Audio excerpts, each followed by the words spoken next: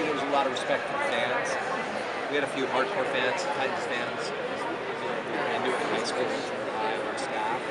So there was a respect for the show and for the work being done by Brad, Jeff. Clearly there was, we cared a lot about these characters and doing them justice. And we knew it wasn't going to be a CW show, sure, in terms of its tone. And I like the CW shows, but in order to get it, those are free shows, right? And in order to do a pay service show, it was important that we give people something that you couldn't see on local TV.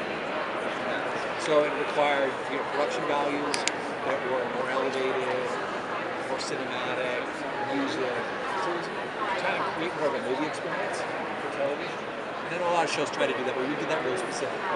In terms of we also wanted to make, a lot of our audience has grown up with these characters through childhood and adolescence, so we wanted to try to meet them where they are in their lives right now, which are struggles about identities, confusion about, integrating darkness and light, and having a kind of psychological dimension for these characters to slow them down so they didn't get engulfed by some master big bad plot that took over any kind of sense of personality relationship. What was the biggest challenge about bringing these to a show like that? Well, setting the worlds, trying to figure out what the worlds are.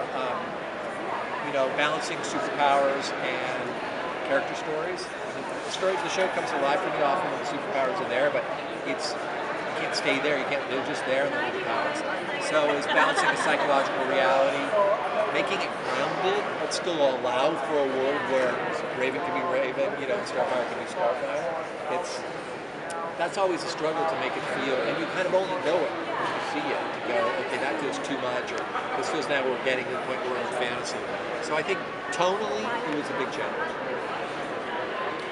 You mentioned the CW shows, and they tend to do this like baddie of the season thing. Are you guys going to do something similar, or are you going to sort of depart from that in terms of season 2, now that we know you have a season 2? Like, will we see some stuff continue, or? I'll tell you when I know, since we just got announced. But when we actually sit down to do it, I mean, there's a reason that you come up with those stories, right, of a villain and something to whatever, especially in a family story. Because we need reasons, external reasons. We also struggle with these in our own families. External reasons are close to harder than the internal things are close to harder. In terms of the external, we haven't figured it out yet, but I'm pretty confident we will have a big bad in season 2. But what it is, I don't know.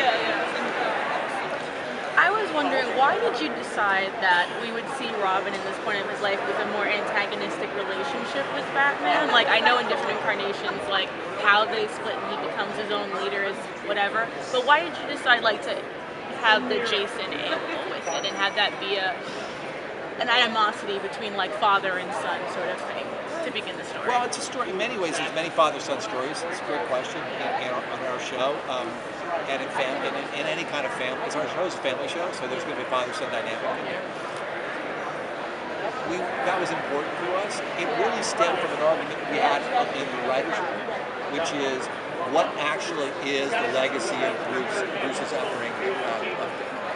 And there was a strong argument that would play on both sides, was fairly polarized, as it was dysfunctional, a nature versus nurture thing, that Dick would have been a different person had his parents not died and had Bruce not died.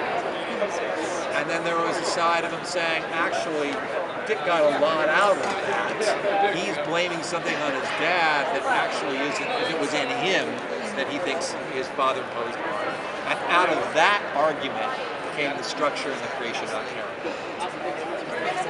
Yes, and in kind of trying to re-bring stories that maybe kids have grown up with and maybe facing backlash, and then if you can kind of talk about the process in trying to figure out which parts of these characters' stories to tell. Well, I can't. It's better to talk to Akiva or Jeff about the pilot, since I didn't write it. I came in after they had written the pilot, and they've spent 7 years doing this. So that was a long R&D process for them to figure out what stories they wanted to tell and how to go about it. Focusing on Starfire, Raven, Beast Boy, in the core story. Then we branched out other characters, Troy.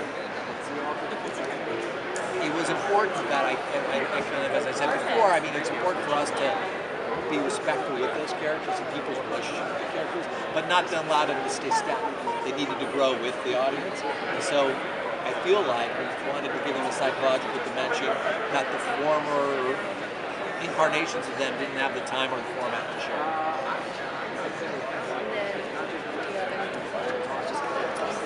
I was just gonna ask like a fun question. If you had to fight beside any of the Titans, who would you want by your side and why? Who would I want to fight beside?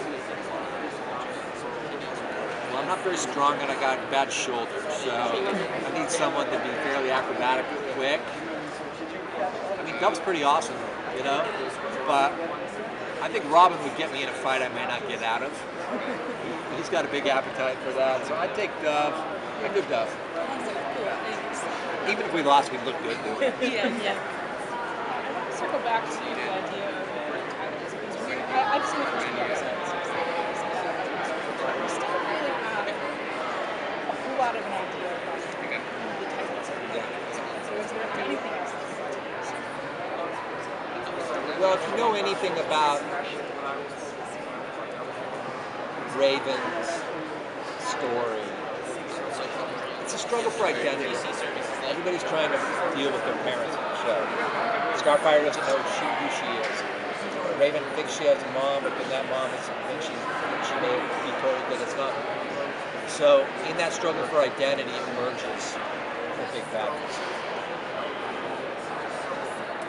Well, I think family is really interesting because Batman, despite his reputation for being like a loner, has one of the largest adoptive families ever. So I'm wondering, like, as you're moving forward, are there any other members of the Bat family besides the ones that we've seen before that you really feel would add a lot of interesting nuance to the show? Like, who would you want to grab else from the Bat family to kind of take into Titans?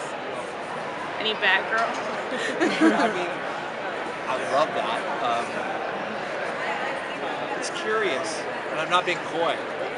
I'd have to really, you always weigh them in terms of what interesting stories can you get out of it, rather than what the costume does to the photo.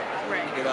So they're all cool, and they all bring something, but in terms of the stories that we're telling, I'm sorry, it's lost in light. No, because when you were talking, I don't know if there's any Who conflict. would you want to see? I was thinking Cassandra Cain because she has her mom issues with Lady Shiva, and she'd be a great villainess, and we've never really seen her before. But I don't know if that would be in conflict with what DC is doing with the Birds of Prey movie. So, like, is there any conflict about? Yeah, there's a lot of that. Okay. So everything we do has to it's a phone call and a conversation. I mean, it was helpful for me in the first season that I had Jeff Johns to my right, even to my left at the end of the table. So I could go to Jeff, we want to do this, what do you think? And he could either say yes right there, or I'll make a call, and we'd know very soon. That was helpful. He's got such an encyclopedic knowledge of that DC universe that it's pretty quick when you get a character, and so do some of our writers. Brian Hill, who's a noted comic book writer. We have Gab Stanton, who is deeply entrenched in the world of Titans. So we were able to, a lot of names got thrown out, and we have this process of vetting it. And then there's just like you said, there's the corporate side of it. I have to grab them. Thank you.